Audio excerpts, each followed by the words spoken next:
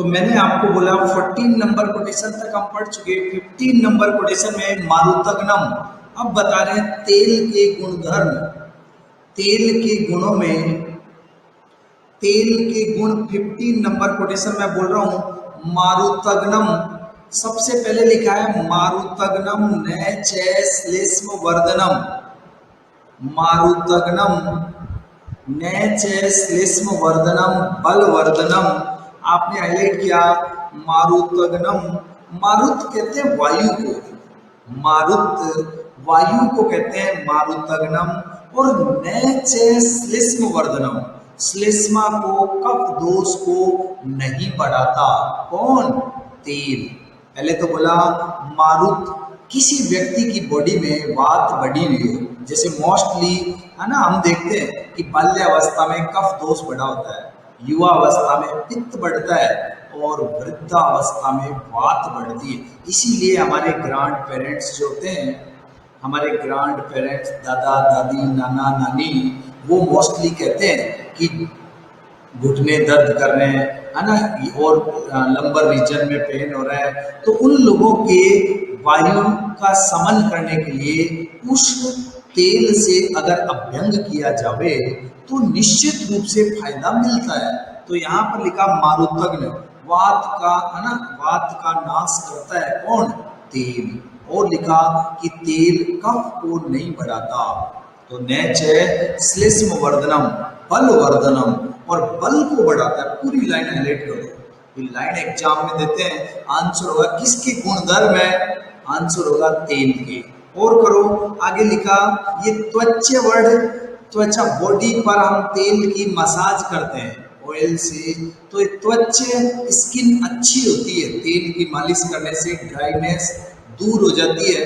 Body lotion लगाने वालों की तो वैसे ही फटती है स्किन, जैसे खरबूजा फट रहा हो, है ना, खरबूजा जगह जगह से फट जाता हो, तो बॉडी लोशन लगाने वाले तो कोई फायदा नहीं होता, जबरदस्ती मन खुश करते हैं, पैसे खराब करते हैं, ना।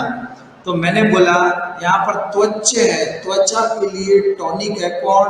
तेल की मालिश करना। और आगे लिखा उष्ण वर्ड को कर दो, तेल का गुण बताया उष्ण, उष्ण। और फिर आगे कोमा लगाए, स्थिर कर्म के बाद बॉडी में स्थिरता आती है, मांस आदि में। फिर करो हाईलाइट, वेरी इंपॉर्टेंट है तेलम।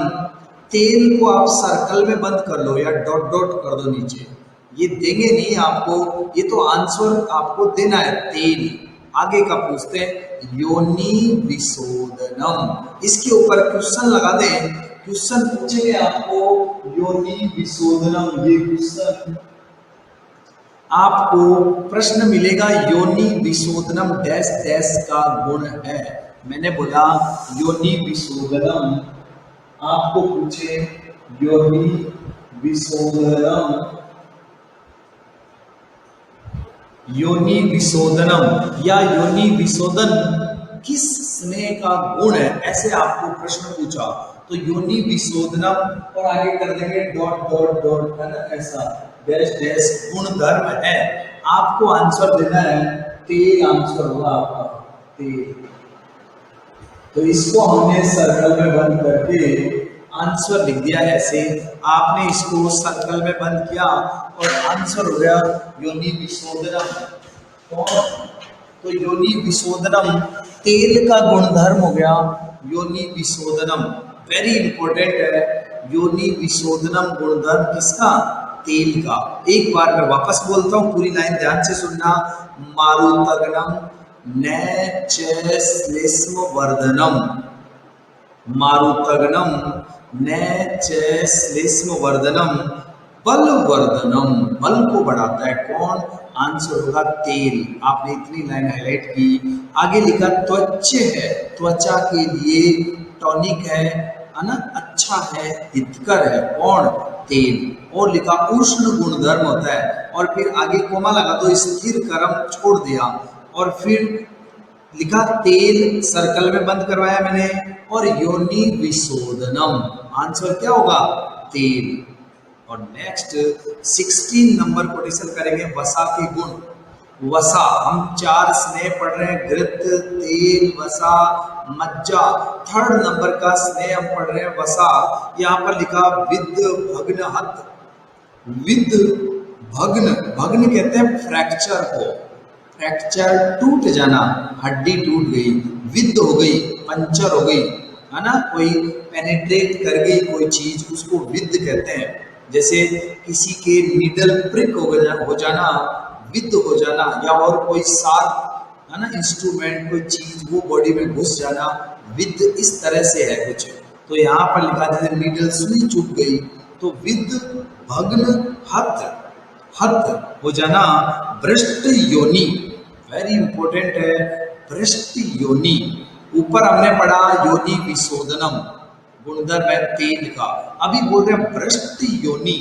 और कर्ण शिरो रुचि, कर्ण शिरो, लास्ट ईयर क्वेश्चन आया था नीट 2019 में, सेकंड क्वेश्चन, दूसरा प्रश्न आया कर्ण शिरो रुजा में, कर्ण और सिर की रुजा में, या ये भी आया हुआ भ्रष्ट योनि, पहले बहुत आते हैं इधर से क्वेश्चन। तो मैंने बोला भ्रष्ट योनि कर्ण शिरो रुजा, कर्ण में, कान में और सिर में पीड़ा हो, उसमें हितकर बताया वसा। और आगे करो पौरुषोपचय, पुरुषार्थ के उपचय के लिए पौरुष शक्ति, है ना, उसमें भी वसा हितकर बताई। और व्यायाम में, जो लोग व्यायाम करते हैं, एक्सेसिव लेबर करते हैं, व्यायाम करने वालों के लिए भी हितकर बताई क्या, वसा सेवन करनी चाहिए। उसके बाद में नेक्स्ट 17 नंबर का क्वेश्चन, 17 में लिखा है बल शुक्र रस रेशम मेदो मज विवर्धन, बल नाम है बल। उसके बाद में शुक्र, रस, श्लेष्मा और मेद, मज्जा, मेदो धातु, मज्जा धातु, इनको बढ़ाने वाला, विवर्धन का मतलब बढ़ाना, यहाँ तक हाईलाइट किया। और फिर मज्जा को आप सर्कल में बंद कर लो, ये आंसर होगा मज्जा स्नेह के गुण है ये, बल बढ़ाता है मज्जा, बोन मेरो। और लिखा शुक्र, रस, श्लेष्मा, मेदो, मज विवर्धन है। और आगे हाईलाइट करें, फिर लिखा विशेषतो अस्थनाम च बलकृत, विशेषतो, विशेष रूप से, अस्थनाम का मतलब है अस्थियों को, बोन्स को, विशेषतो अस्थनाम च बलकृत, विशेष रूप से अस्थियों को बल प्रदान करने वाला है। आंसर क्या होगा, मज्जा। आपने सर्कल में बंद किया था मज्जा, विशेषतो अस्थनाम बलकृत, आंसर होगा मज्जा। मैंने बोला विशेष रूप से अस्थियों को बल प्रदान करता है। देखो हम पढ़ते हैं धातुएं, धातु हम कैसे पढ़ते हैं, रस, रस धातु होती है रस, उसके बाद में रक्त, रस, रक्त, मांस, मेद, अस्थि, मज्जा और शुक्र।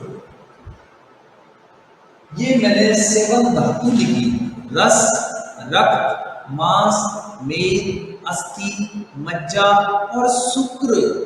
ये 7 धातु हम पढ़ते हैं, बीएमएस फर्स्ट ईयर से हम पढ़ते हैं कि धातु कितनी होती है, 7 होती है, रसा, स्लग, मांस, मेदो, अस्थि, मज्जा, शुक्राणी धातु है। सप्त दुष्या, इन 7 को दुष्य, वाग वट संहिता में मैं आपको ट्रेलर देता जाता हूँ, बीच बीच में धीरे धीरे आप आराम से समझते जाएंगे इनको। कोटेशन बहुत अच्छे होते हैं, परमानेंट मेमोरी होती है कोटेशन वाली, बाकी हिंदी वाली जो मेमोरी होती है वो बार बार पढ़ना पड़ता है उसके लिए। और एक बार कोटेशन हम रीड करते जाते हैं धीरे धीरे धीरे धीरे, और वो एक बार हमारे दिमाग में स्टोर हो गया तो परमानेंट मेमोरी होती है, बहुत कम भूलते हैं। आपने बस एक बार पढ़ना पलटा और पूरा याद आता है। तो मैंने बोला ये 7 धातुएं वाग वट, उनको दुष्य बोलेंगे, तो जब बोलेंगे तब बात करेंगे। अभी मैंने बोला 7 धातुओं में से, है ना, अस्थि के बाद आती है मज्जा, अस्थि के बाद कौन सी धातु आती है, मज्जा। लेकिन यहाँ जब हम मज्जा स्नेह का गुणधर्म पढ़ रहे हैं, मज्जा बोन मेरो, मज्जा स्नेह, तो कह रहे हैं अस्थनाम च बलकृत, अस्थियों को बल प्रदान करता है। कौन? मज्जा। तो धातु पोषण क्रम का अपवाद हो गए। वापस बोलता हूं, मैंने बोला धातुएं होती है 7 ये, और हमने पढ़ा कि रस से रक्त धातु, रक्त से मांस, मांस से मेद, मेद से अस्थि, अस्थि से मज्जा, मज्जा से शुक्र, ऐसे क्रम से इनका पोषण होता है। जिनको नहीं याद है कोई बात नहीं, आज मेरी बात मान लें, जब हम पढ़ेंगे आगे तब मैं आपको बताऊंगा कि धातु पोषण क्रम, नहीं तो बीएमएस फर्स्ट ईयर फिजियोलॉजी में पढ़े हम, है ना। और वो चरक संहिता इन्हीं से सुश्रुत में इनमें आते हैं कि उत्तरोत्तर धातुओं का पोषण धातुओं से ही होता है। तो रस धातु है ना, उससे रक्त का पोषण होता है, उनका प्रसाद और किट, वो अभी मैं ज्यादा उलझाना नहीं चाह रहा, इसलिए बाद में बोलूंगा। अभी जितना आपके काम का है मैं उतना बोल रहा हूँ। मैंने बोला कि रस से रक्त, मांस, मेद, अस्थि, मज्जा, शुक्र, ऐसे क्रम से इनकी उत्पत्ति होती है। और यहाँ क्या कह रहे हैं कि मज्जा जो है, मज्जा धातु, और ये मज्जा है ना, अस्तनाम च बलकृत, इस अपने से पहले वाली धातु को बल प्रदान करती है। तो आप यही लिख दो, धातु पोषण क्रम का अपवाद है। धातु पोषण आप लिखें, धातु पोषण क्रम का अपवाद आपने लिखा, धातु पोषण, धातु पोषण क्रम का अपवाद। आपने लिखा धातु पोषण क्रम का अपवाद। धातु पोषण क्रम का अपवाद क्यों अपवाद हुआ? क्योंकि मज्जा अस्थि के बाद आती है, मज्जा अस्थि के बाद आती है। तो मज्जा जो है, मज्जा तो हम पढ़ते हैं कि अस्थि से मज्जा धातु, और ये बोल रहे हैं मज्जा से अस्तनाम च बलकृत, अस्थियों को बल देना। तो आपने कर लिया। और उसके बाद नेक्स्ट यहाँ पर लिखा, नीचे वाला quotation 18 number, 18 number quotation, 18 number, 18 number quotation very very important है।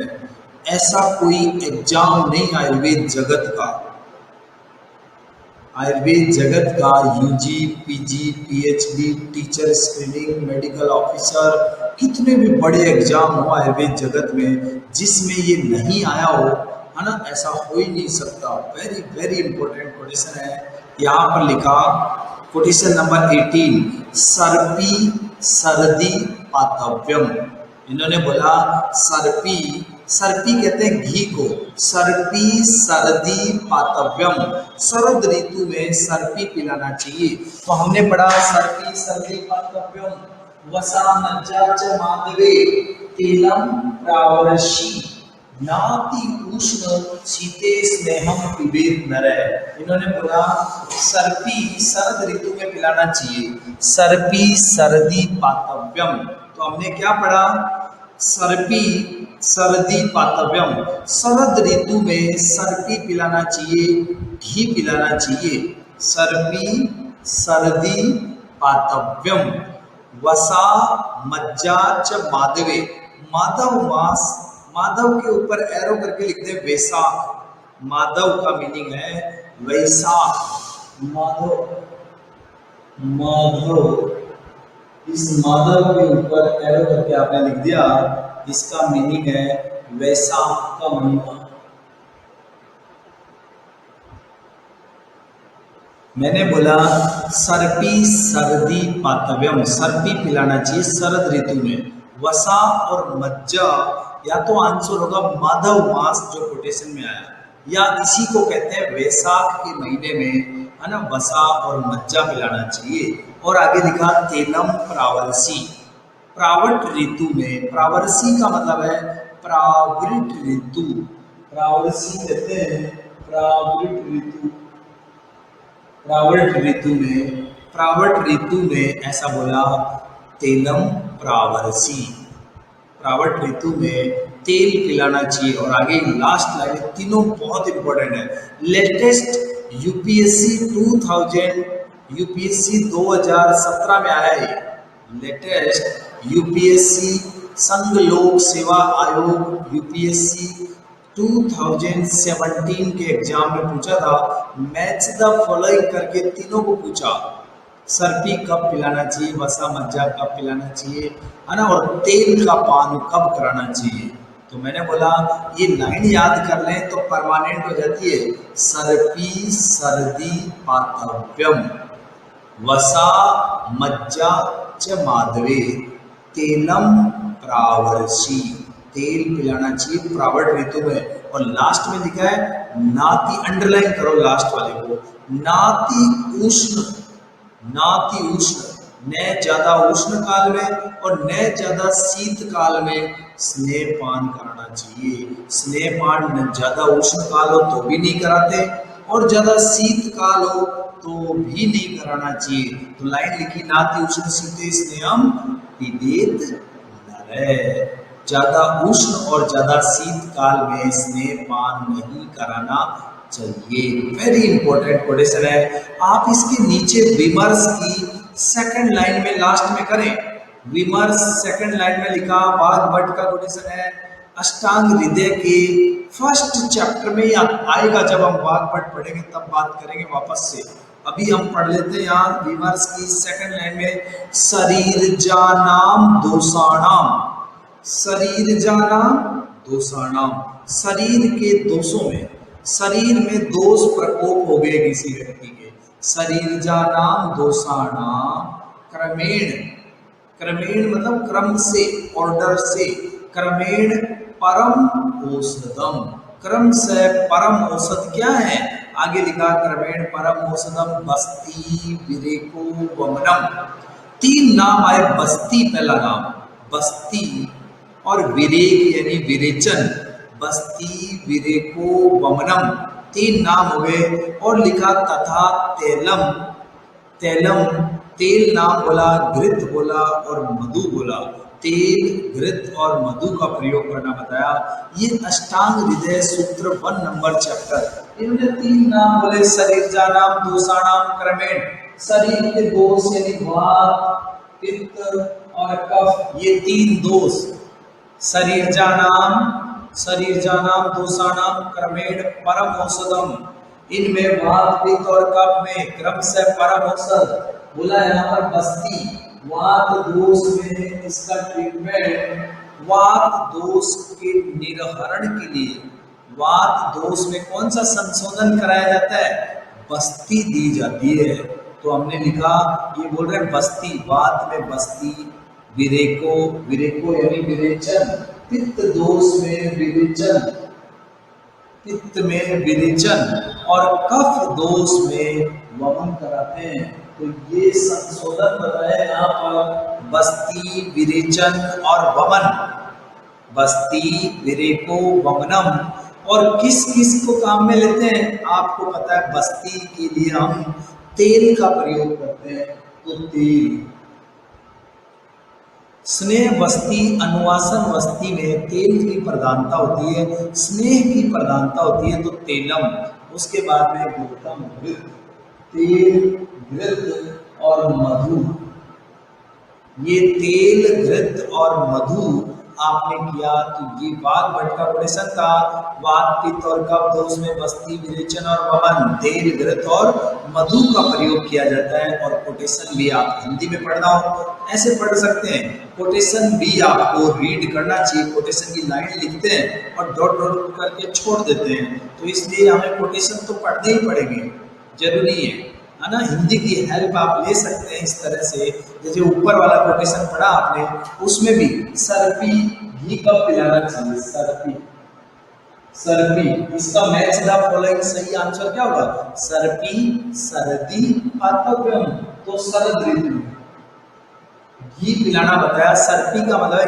घी, शरद, सर्पी सर्दी पातव्यम, वसा मज्जा च माधवे, वसा और मज्जा, वसा और मज्जा से, ये वसा मज्जा च माधवे, माधव मास, माधव मास मतलब वैशाख के महीने में वसा और मज्जा का पान करा के स्नेहन कराना बताया। और बोला तेलम प्रावर्षि, तेल, तेल का प्रयोग तेल प्रावट ऋतु में, तेल का प्रयोग, ये तेल का प्रयोग प्रावट ऋतु में करना बताया। ये ऊपर 18 number question very very important है। ये 18 नंबर क्वेश्चन या तो इसी साल जो अभी एग्जाम देने वाले हैं 28 को उनके आ जाएगा, अगर उनके मिस हो गया तो 2021 में डेफिनेटली आएगा यहाँ से क्वेश्चन। सर्पी सर्दी पातव्यम वसा मज्जा च माधवे तेलम प्रावरसी नाति उष्ण शीतम स्नेह विभेद नरय। ज्यादा उष्ण और ज्यादा शीत काल में स्नेह का पान नहीं करना चाहिए। उसके बाद हम नीचे विमर्श में पढ़ चुके हैं। अष्टांग विधेय सूत्र का पहले चैप्टर का कोटेशन मैंने आपको बताया। शरीर के दोषों में क्रमशः बस्ती, विरेचन और वमन, तेल, घृत और मधु। नेक्स्ट आप कोटेशन आ जाए 19 नंबर कोटेशन। 19 नंबर कोटेशन में लिखा वात पित्तादिको, वात और पित्त की अधिकता। आपने किया वात पित्तादिको, वात और पित्त की अधिकता को आपने हाईलाइट कर दिया। मैंने बोला वात और पित्त दोष की अधिकता हो।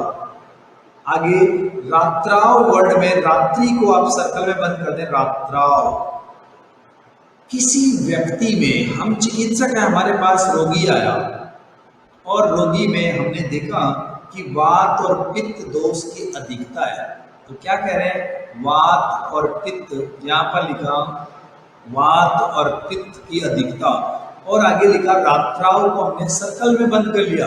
फिर लिखा उष्णे च अपि पिबेद नरः, और उष्णे को आप हाईलाइट करें। फिर उष्णे, उष्ण काल में। अब आप देखो कोटेशन में आप मार्क करें, एक तो है वात और पित्त, वात पित्त की अधिकता हो, बीच में वर्ड सर्कल में बंद किया रात्राव, यानी रात्रि में, रात्राव, और दूसरी तरफ लिखा है आगे नाम लिखा उष्णम च अपि, तो उष्ण को आपने हाईलाइट किया उष्णम।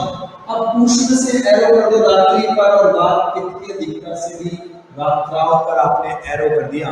दोनों तरफ से एरो लाए रात्राव। अब मैं बोलता हूं, इन्होंने बोला वात पित्त की अधिकता होने पर, और दूसरा बोला उष्ण काल होने पर स्नेह पान कब कराना चाहिए? तो आंसर होगा रात्रि में।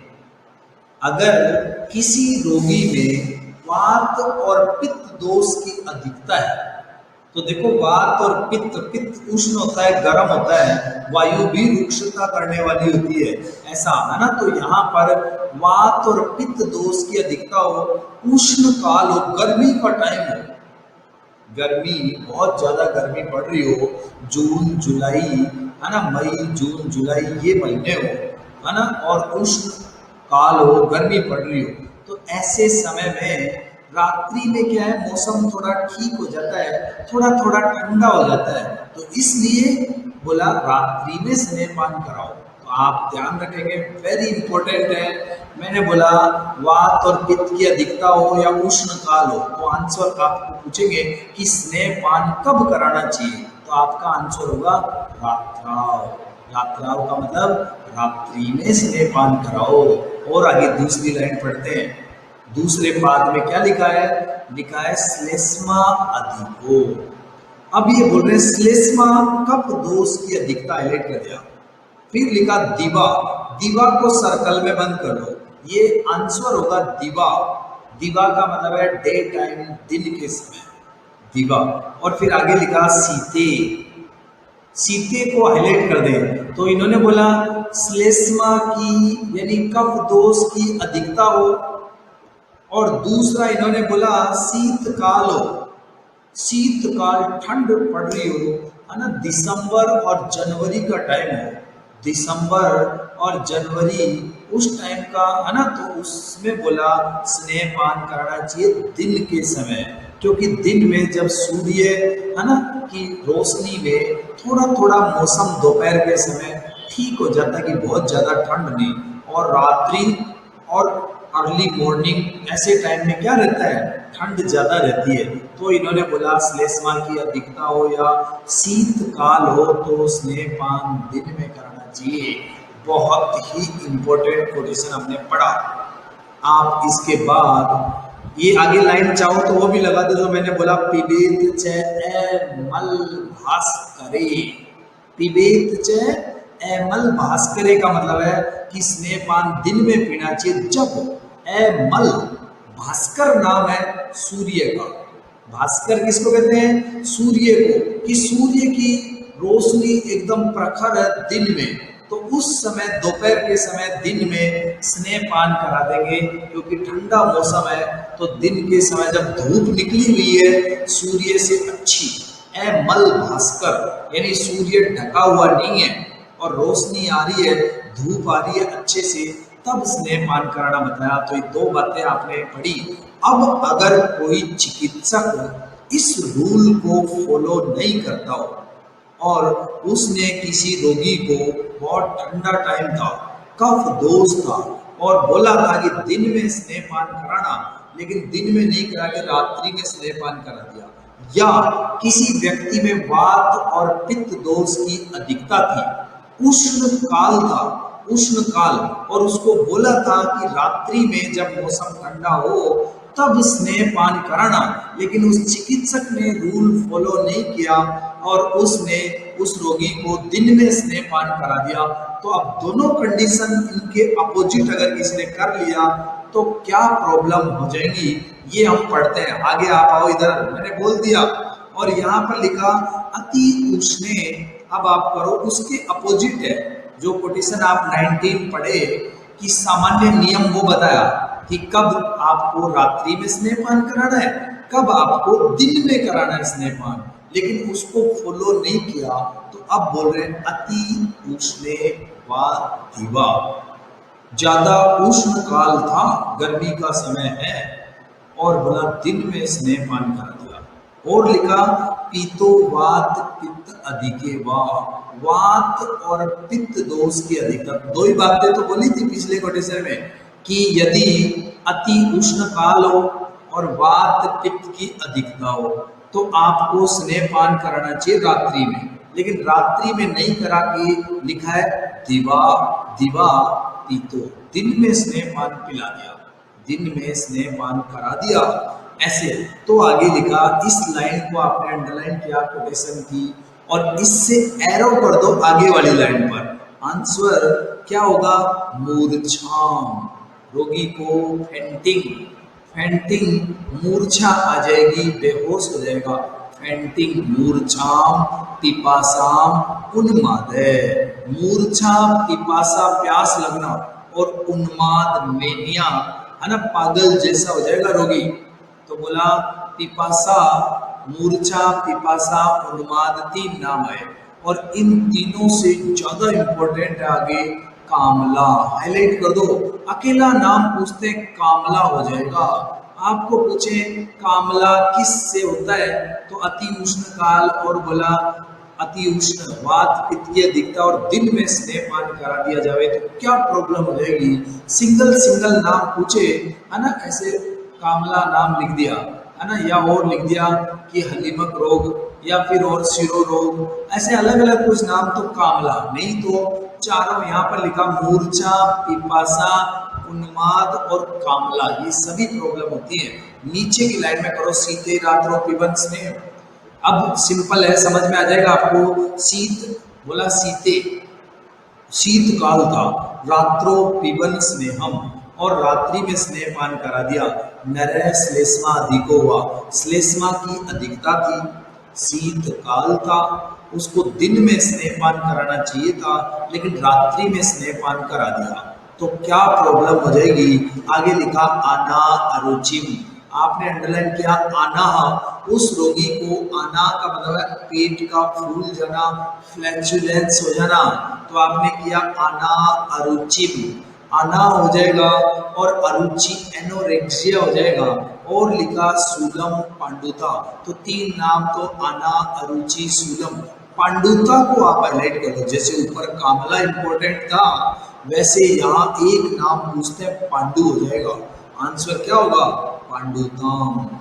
आप नीचे इसकी हिंदी किसी को पढ़नी हो तो हेडिंग लगा दो, विपरीत काल में स्नेहपान से हानि। विपरीत काल में स्नेहपान से हानि। और आप अत्यंत उष्ण काल अंडरलाइन किया, वात प्रधान पित्त प्रधान या वात पित्त प्रधान मनुष्य में दिन में लास्ट में स्नेहपान किया तो आंसर होगा मूर्छा, पिपासा, उन्माद और कामला को सर्कल में बंद करके हाईलाइट कर दो, कामला। ये BHU 2013 में प्रश्न पूछा था कि ऐसी ऐसी कंडीशन में क्या हो जाएगा, तो आंसर होता कामला हो जाएगा। सिंगल आंसर गया कामला, BHU 2013। और उसके बाद इसी में आगे लिखा है शीतकाल। शीतकाल आगे करो, शीतकाल हो कप प्रधान मनुष्य हो और उसको स्नेहपान रात्रि में करा दिया गया, तो आंसर उदर में, ये नाम करो, यहाँ पर कोटेशन बोला था आना हो जाएगा, तो हिंदी में भी आना, अरुचि, और उसके बाद उदर में सूल और पांडुता।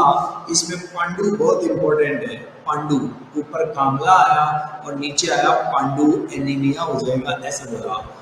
अब इसके बाद नीचे नेक्स्ट कोटेशन लिखा है 22 नंबर कोटेशन, 22 नंबर कोटेशन में, 22 नंबर कोटेशन में क्या लिखा है, जलम उष्णम घृतम, जलम उष्णम घृतम। आपने हाईलाइट किया जलम उष्णम घृतम को, जलम उष्णम घृतम पेयम, इतना कर दिया, जलम उष्णम घृतम पेयम। मैंने बोला घी पीने के बाद जलम उष्णम।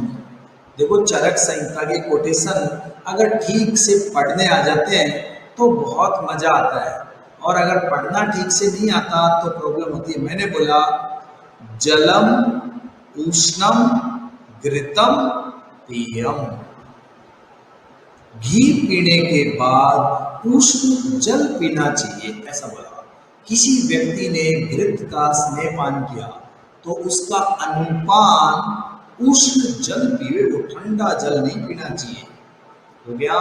तो मैंने बोला घृतम है ना, कोई घी पिए, जलम उष्णम घृतम पेयम। और आगे करो, यूसस तेले अनुसस्यते, यूस का पान करना बताया, किसके बाद, यूसस तेले अनुसस्यते, किसी व्यक्ति ने तेल का पान किया हो, तेल का स्नेहन किया हो, तो उस व्यक्ति को अनुपान बताया यूष। यूस कहते हैं दाल आदि का पानी, उसको यूस, यूसस तेले अनुसस्यते, दाल का पानी, उबली हुई दाल का पानी पतला पतला, तो यूसस तेले अनुसस्यते। और उसके बाद लिखा वसा मज्जोस्तु मंडे, वसा और मज्जा, वसा और मज्जा का अनुपान बताया मंड, वसा और मज्जा का अनुपात मंडे, मंड इनका अनुपान हुआ। और लास्ट में क्या लिखा, फोर्थ स्टेटमेंट लास्ट में लिखा है स्यात् वर्ण तो छोड़ दो, स्यात् छोड़ के आगे करो, सर्वेषु उष्णम अथाम्बुवा, यह सभी स्नेहों के बाद, सभी स्नेहों के बाद क्या पान करे, तो बोला उष्ण जल का पान करे। यदि आपको यूस नहीं मिल रहा हो, है ना, मंड नहीं बना पा रहे हो, तो सभी स्नेहों के बाद आप क्या करो, बोला उष्ण जल का पान करो। ये भी वेरी वेरी इंपॉर्टेंट क्वेश्चन है। मैंने आपको बताया इस चैप्टर से क्वेश्चन नहीं आए ऐसा हो ही नहीं सकता, वेरी इंपॉर्टेंट चैप्टर है। स्नेह अध्याय हम पढ़ रहे हैं, 13 नंबर का चैप्टर स्नेह अध्याय, और इसमें हमने पढ़ा स्नेह का अनुपान। तो मैं अब यहाँ पर बताता हूँ आपको। सबसे पहले इन्होंने बोला उष्ण जल पीना चाहिए, है ना, उष्ण उष्ण जल, तो उष्ण जल स्नेह का अनुपान बता रहे हैं उष्ण जल। ये किसका, उष्ण जल का पान करना बताया सर्पी पान करने के बाद। तो आपने किया उष्ण जल जो है घृत, स्नेह किसी ने पान किया हो, घृत के बाद उष्ण जल का अनुपान करे। उष्ण इन्होंने बोला जलम उष्णम, जलम उष्णम घृतम पेयम, ऐसे घी पीने के बाद उष्ण जल पीना चाहिए। तो घृत का अनुपान हो गया उष्ण जल। और उसके बाद में नेक्स्ट बोला यूसस तेले अनुसस्यते, किसी ने तेल का पान किया हो, तेल, इसके बाद अनुमान होना चाहिए यूज का, यूज, यूसस तेले अनुसस्यते, और उसके बाद मंड बताया वसा और मज्जा के बाद, वसा और मज्जा, इसके बाद मंड का स्तनपान। देखो आप कुछ याद थोड़ी करना है इसमें कुछ भी याद नहीं करना, पहले ही बात कर ली कि 4 स्नेह होते हैं, घृत, तेल, वसा और मज्जा, 4 स्नेह, इन चारों स्नेह के अनुपान आप बता रहे हैं। तो घृत का अनुपान है उष्ण जल, घी पीने के बाद गर्म उष्ण वाटर है ना, ल्यूक वार्म वाटर, ये पीना चाहिए, उष्ण जल पीना चाहिए, उष्ण जल पीना चाहिए, ऐसा बताया। तेल का अनुपान बताया यूज, और वसा और मज्जा लास्ट के 2 स्नेह जो बताए, महास्नेह 4 प्रकार के, वसा और मज्जा, इनमें बताया मंड का पान करना चाहिए। और यदि इन चारों के बाद घृत, तेल, वसा और मज्जा, यदि आपको कोई अनुपान जो बताया नहीं मिले, तो आपको बोला उष्ण जल पान करना चाहिए। लास्ट वाले पाद में आपने पढ़ा सर्वेषु उष्णम अथाम्बुवा, सभी स्नेहों के बाद अनुपान उष्ण जल का। ये कोटेशन 22 नंबर कंप्लीट हुआ। इसके बाद नेक्स्ट यहाँ पर इसके कोटेशन नंबर 23, 4, 5, 23, 24, 25 3 कोटेशन है एक साथ। इन कोटेशन के ऊपर विमर्श देखें, इन कोटेशन के जस्ट ऊपर आप 5वीं लाइन देखें, इन कोटेशंस के ऊपर 5th लाइन, आधी लाइन के बाद लिखा 5वीं लाइन में सुश्रुत ने सभी स्नेहों का अनुपान, सुश्रुत संहिता में सभी स्नेहों का अनुपान उष्ण जल बताते हुए, गर्म जल बताते, सभी स्नेहों के बाद उष्ण जल। लेकिन क्या बोला आगे, बल्लातक तेल यानी बिलावा, बिलावा, बल्लातक तेल और तुवरक तेल, बल्लातक तेल और तुवरक तेल हाईलाइट कर लो, इंपॉर्टेंट है, पीजी एंट्रेंस में पहले भी आया हुआ है।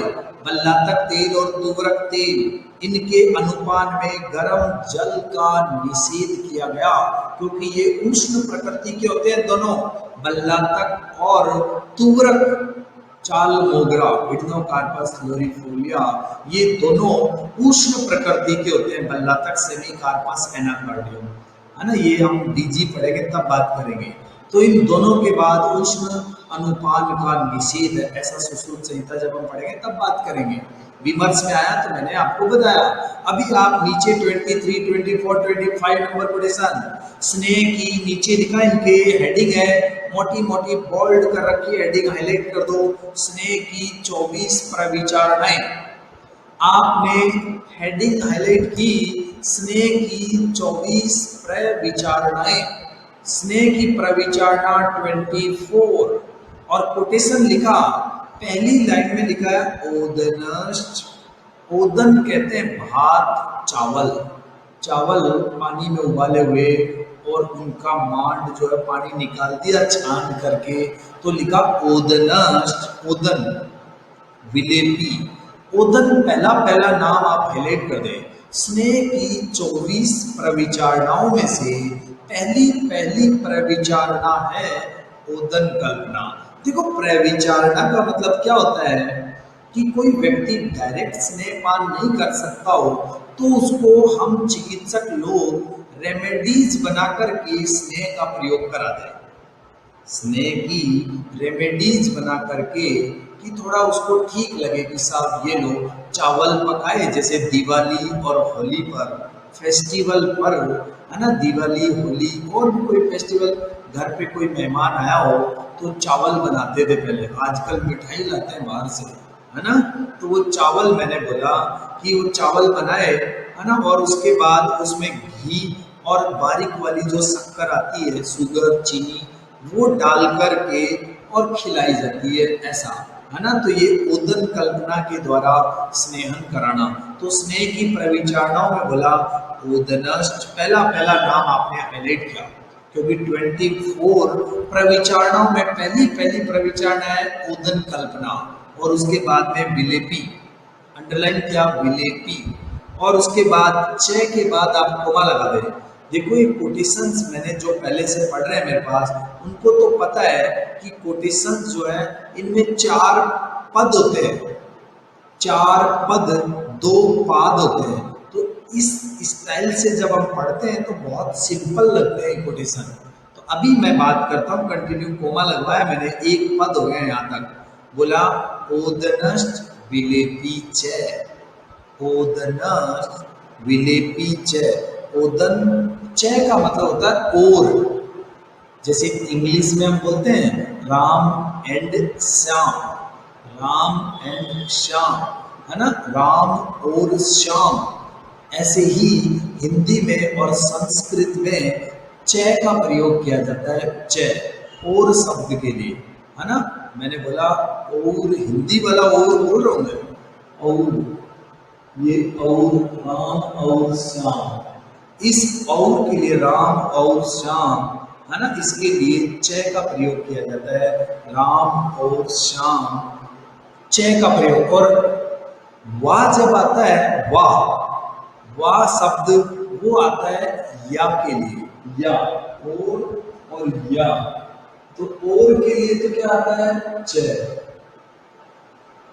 और या जो है, या इसके लिए आता है वाह, वाह। संस्कृत में या के लिए, है ना, जैसे इंग्लिश में राम और, राम और राम और श्याम, तो राम या श्याम, या तो राम जावे या श्याम जावे, एक जना जाएगा, दोनों नहीं। और नहीं तो राम भी जाओ और श्याम भी जाओ, दोनों जाओ, तो फिर च वर्ड आता है। मैंने बोला ओदनष्ट विलेपी च, आगे की लाइन छोड़ दो, पढ़ना जरूर, लेकिन रसो मासम पयो दधी, रसो रस, मासम, रसो मासम, पयो कहते हैं दूध को, पय दूध का नाम है, मिल्क का पयो, और दधी। और आगे लिखा यवागु, वर्ड को अंडरलाइन करें, यवागु, यवागु आपने अंडरलाइन किया। आगे कोमा लगाएंगे सूप साको, च के बाद सूप और शाक, और फिर लिखा यूज, वर्ड को अंडरलाइन कर दो, यूज, यवागु और यूज कल्पना। और उसके बाद नीचे लिखा सक्तवस तिल पिष्टम, च कोमा लगा करके लास्ट दूसरे पाद में करो बस्ती, बस्ती वर्ड को अंडरलाइन किया। फिर उत्तर बस्ती को अंडरलाइन किया, बस्ती और उत्तर बस्ती आपने किया, बस्ती और उत्तर बस्ती। और इसके बाद नीचे लिखा गंडूश है, गंडूश, गंडूस किसी भी द्रव्य को, स्नेह को, लिक्विड को, कल्प को मुंह के अंदर भर के रखना, एकदम से मुंह भर लिया और बजरंग बली के जैसे मुंह फुला लिया, ऐसे, और उसको कहते हैं गंडूस। मुंह के अंदर घुमा नहीं सकते हो जिसको, उसको गंडूस कहते हैं। और जिसको संचार कर सकते हैं, मुंह में घुमा सकते हैं, उसको कहते हैं कवल, कवलश चर है। चर का मतलब है जिसको मुंह के अंदर हम घुमा सकते हो, गार्गल्स टाइप कर सकते हो, है ना, उसको कहते हैं कवल। और गंडूस मुंह के अंदर भर के रखना, आएंगे बार बार आएंगे तो हमें याद ही हो जाएंगे ये तो। मैंने बोला गंडूस कल्पना, ये भी स्नेह कल्पना में कर दिया। उसके बाद में आगे अक्षी तर्पणम को हाईलाइट कर दो, अक्षी तर्पण हाईलाइट किया। तो हमने स्नेह की 24 प्रविचारणाओं में पहली प्रविचारणा वो हमने पढ़ी ओदन, और 24 की नंबर है अक्षी तर्पणम, यहाँ पर लिखा कर्माक्षी तर्पणम, 24 नंबर पर आया अक्षी तर्पण। देखो 24 प्रविचारणा मैंने बोला, पहली प्रविचारणा ओदन, लास्ट नंबर अक्षी तर्पण। ऐसे ही हमने चरक सूत्र स्थान 2 में 28 प्रकार की यवागु पढ़ी थी। उसमें पहली यवागु का नाम था दीपनीय यवागु, और उसका और बेटर दीपनीय यवागु आपने दीपनीय सुलग्न यवागु बोले तो और ज्यादा अच्छा होगा। दीपनीय सात सुलग्नी, पंचकोल से सिद्ध यवागु थी दीपनीय सुलग्न यवागु, पहली यवागु। और लास्ट यवागु थी वो उसका नाम था क्षुधा नाशक यवागु, भूख का नाश करने वाली यवागु, 28 नंबर की यवागु। उसके बाद हमने 4th चैप्टर में षड विरेचन सतास तृतीय अध्याय में वहाँ 50 महाकसाय हमने पढ़े थे और 500 कसाय, 500 कसाय बोलो, है ना, 50 महाकसाय, 500 कसाय। उनमें पहले पहले नंबर का महाकसाय था, फर्स्ट नंबर का महाकसाय, उसका नाम था जीवनीय महाकसाय। और अंतिम नंबर 50 नंबर का महाकसाय था, वो था व्यय स्थापन महाकसाय। व्यय का स्थापन, आयु का व्यय किसको कहते हैं? आयु को। व्यय का स्थापन करने वाला, आयु का स्थापन करने वाला महाकसाय था 50 नंबर। और आज हमने पढ़ा पहली स्नेह की प्रविचारणा उदन, और अंतिम नंबर की स्नेह प्रविचारणा अक्षी तर्पण है। अब आप नीचे स्टार लगा के लिखें। आपने देखो विलेपी पढ़ा था पहले, बाद में ओदन और विलेपी, फिर आगे यवागु पढ़ा, यूज पढ़ा, लेकिन पेया नहीं है। लिखो पेया, पेया आपने स्टार लगा के लिखा। एक तो पेया नहीं है। आपको जैसे पेया, विलेपी, यवागु, यूज, निम्न में से कौन सी स्नेह की परिचारणा नहीं है? तो पेया नहीं है। उसके बाद में और लिखो कवल कोमा नीरू। आपने लिखा, देखो यहाँ पर गंडूस आया, मैंने बोला गंडूस आया लेकिन कवल नहीं आया, तो आप लिखो कवल, कवल, कवल कोमा नीरू।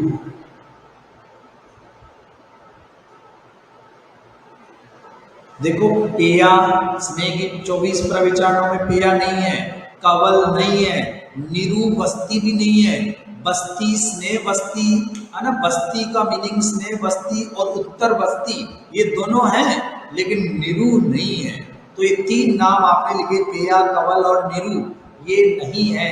और उसके बाद नीचे यहाँ पर लिखा, नीचे जो नाम मैंने आपको सारे बोल दिए, नीचे कोटेशन अक्षी तर्पण के बाद 25 नंबर कोटेशन का दूसरा पाद संस्कृत में जो लाइन लिखी है, इसको भी कर लो आप। यहाँ लिखा चतुर्विंशति इति एता, 24 जो बताई प्रविचारणा, 24 को संस्कृत में लिखा चतुर्विंशति, 24 प्रविचारणा स्नेहस्य प्रविचारणा। स्नेह की प्रविचारणा कितनी? 24। और अब आप नीचे यही जो टॉपिक था, यहीं पर 3 नाम लिखें स्टार लगा के। सबसे पहले लिखें, हेडिंग है स्नेह की प्रविचारणा, और अब आप लिख दो 1 नंबर पर चरक। चरक के अनुसार, चरक के अकॉर्डिंग स्नेह की प्रविचारणा। अभी आपने 24 पढ़ी, थोड़ी देर में 64 भी बोलेंगे, तो 24, 64 चरक के अकॉर्डिंग। आचार्य चरक छे डॉट मैंने लिखा, चरक के अकॉर्डिंग स्नेह की प्रविचारणा 24 और 64। फिर आप लिखे वाग्भट 64, वाग्भट, वाग्भट के अकॉर्डिंग 64 स्नेह की प्रविचारणा, वाग्भट के अकॉर्डिंग 64। और फिर लिखे काश्यप, काश्यप के अकॉर्डिंग, काश्यप आपने लिखा 20। काश्यप के अकॉर्डिंग स्नेह की प्रविचारणा है 20। काश्यप के अकॉर्डिंग स्नेह की प्रविचारणा कितनी? 20 प्रविचारणा।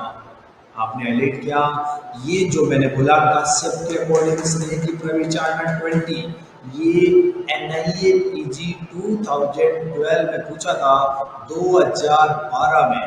काश्यप के अनुसार स्नेह की प्रविचारणा है 20। एग्जाम में नाम भी नहीं दिया काश्यप का, उन्होंने बोला स्नेह की प्रविचारणाएं होती हैं। ऑप्शन कुछ ऐसे थे 5, 8, 13 और 20। ऑप्शन 5, 8, 13, 20। तो अब आपको दिमाग लगाना है कि कश्यप ने बोली है 20, नाम नहीं देते मेन एग्जाम तक, ऑप्शन कुछ ऐसे थे। तो देखो 24 और 64 तो चरक बोलते हैं, 64 बोलते हैं बार, तो कश्यप का आंसर 20 पूछा था, तो आंसर 20 कश्यप के अकॉर्डिंग स्नेह की प्रविचारणा। ये NIA PG 2012 में प्रश्न आया था। इसके बाद आप नेक्स्ट कोटेशन नंबर आप आ जाएंगे 26 नंबर, 26 नंबर कोटेशन पर आप आ जाओ। 20 ये विमर्श छोड़ दो, बड़ा एकदम ये स्नेह की प्रविचारणा के नीचे जो विमर्श है उसको आपने छोड़ दिया। और 26 नंबर कोटेशन में लिखा अच्छ पेय। आप हाईलाइट करें, पहला वर्ड है 26 में अच्छ पेयस्तु, हाईलाइट किया अच्छ पेय। देखो अच्छ पेय का मतलब है जैसे अकेला गाय का घी, अच्छ स्वच्छ, ओनली घी बताया, कुछ भी नहीं मिलाना उसमें, कोई मेडिकेटेड, कोई प्रविचारणा, कुछ नहीं, बस अच्छ पेय है, ओनली घी है। तो बोला अच्छ पेयस्तु, आपने हाईलाइट किया इतना नाम। इसके साथ अंडरलाइन करो यह स्नेह हो, कि जो स्नेह का केवल अच्छ पेय होता है, शुद्ध घी होता है, लिखा न ताम आहु विचारणा, उसको विचारणा नहीं कहते हैं। तो स्नेह की प्रविचारणा नहीं बोलते, किसको? अच्छ पेय को, शुद्ध घी को। और आगे लिखा स्नेहस्य, करो स्नेहस्य को अंडरलाइन किया, लास्ट में हाईलाइट करो कल्पय प्राथमिक कल्पिक है, बॉक्स में बंद करो कल्पय प्राथमिक कल्पय को हाईलाइट करो, बहुत इंपॉर्टेंट है, वेरी इंपॉर्टेंट है कि स्नेह की प्राथमिक कल्पना कहते हैं, आपने हाईलाइट किया और क्वेश्चन लगा दो इसके ऊपर क्यों। स्नेह की प्राथमिक कल्पना, आंसर जो स्टार्टिंग में था, इसको अच्छ पेय को स्नेह की प्राथमिक कल्पना कहते हैं, इसको प्रविचारणा नहीं बोलते। तो आप समझ गए? नहीं समझे हो तो हिंदी में लगाओ, पहली लाइन डैश के बाद करो, जो केवल स्नेह का पान किया जाता है उसे विचारणा नहीं कहा जाता। और करो अच्छ स्नेह को मुख्य कल्पना बताया, लिखा कल्पय प्राथमिक कल्पिक है, कल्पय प्राथमिक कल्पिक, मुख्य कल्पना बताई स्नेह की, इसको कर दिया। तो स्नेह की मुख्य कल्पना, प्राथमिक कल्पना कौन सी? तो आंसर होगा अच्छ पेय को, स्वच्छ स्नेह को बोला। इंपॉर्टेंट क्वेश्चन है, PG में आया हुआ है भी। और उसके बाद नीचे लिखा 27, 28, यहाँ पर दूसरे पाद में 27 का 27 दूसरी वाली लाइन देखो, षड्वी त्रिषष्टिदा को गया, षड्वी और त्रिषष्टिदा यानी 63 की बात कर रहे हैं, षड्वी त्रिषष्टिदा, जो रस होते हैं षड्वी 6, मधुर अम्ल लवण कटु तिक्त कसाय, उन 6 रसों के द्वारा त्रिषष्टि मतलब 63, और एक लास्ट में एकष्ट केवल है, लास्ट में लिखा है एकष्ट केवल है। और इसके नीचे की लाइन में चतुष्षष्टि, करो 63 6 रसों के कारण जब एक एक मिलेंगे, मधुर अम्ल लवण कटु तिक्त और कसाय 6 रस, इन 6 रसों से 63 कॉम्बिनेशन बनते हैं। 6 रस से बाद में आएंगे, आप कैसे कैसे कॉम्बिनेशन बनते हैं वो भी हम बताएंगे आपको।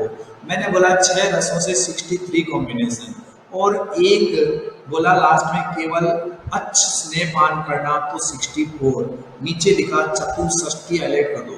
इस तरह 64 स्नेहानाम प्रविचारणा, तो स्नेह की प्रविचारणा रसों के अकॉर्डिंग 64 हो गई।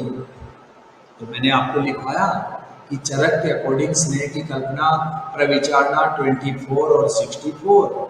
और अब आगे बोल रहे हैं, आगे कोमा लगा देना, ओक ऋतु व्यधि पुरुषान, कि ओक साथ में ऋतु और व्यधि को देखते हुए चिकित्सक लोग इन 64 कल्पनाओं को प्रयोग कराओ। तो नीचे आप हिंदी लगा सकते हैं, इसकी पहली लाइन हिंदी में लास्ट में अलग अलग 6 रसों के योग से युक्त स्नेह, सेकेंड लाइन में 63 प्रकार के हो जाते हैं, और द्रव्यांतर संयोग से रहित केवल स्नेहपान का एक प्रकार, ऐसे करके रसों के संयोग से आगे करो, रसों के संयोग से 63 और एक अच्छपान कुल मिलाकर के आगे लिखा 64 प्रविचारणा हो गई स्नेह की। कुल मिलाकर स्नेह की प्रविचारणा 64। देखो इसके ऊपर जो आपने 26 नंबर कोटेशन पढ़ा, तब तो आचार्य ने बोला कि जो अच्छ स्नेहपान होता है उसको प्रविचारणा नहीं कहते हैं। पहले तो बोला अच्छ स्नेह वो स्नेह का प्राथमिक कल्पिक है, मुख्य कल्पना है, उसको प्रविचारणा नहीं बोलते। तो ये सही जवाब है कि अच्छ पे निम्न में कौन सा स्नेह की प्रविचारणा नहीं है, तो अच्छ पे स्नेह की प्रविचारणा नहीं है।